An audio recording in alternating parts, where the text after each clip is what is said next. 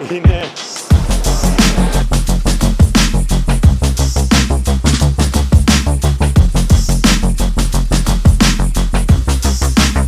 Λοιπόν, είμαστε εδώ με τον Στίβεν στη Βακτή και θέλουμε να μας πει δύο λόγια για το καινούριο του βιβλίο Τζέραλτ ή το σπαθί στην πλάτη του, το οποίο πήρε και βραβείο.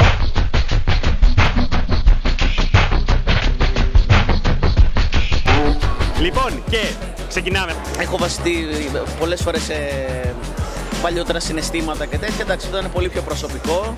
Είναι πάντα δύσκολο να βγάλεις πολύ σώψυχο, αλλά είχα πολύ υποστήριξη την ώρα που το έγραφα.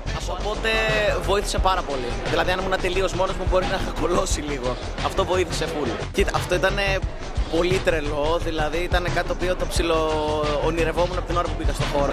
Εντάξει, πολύ μεγάλη συγκίνηση.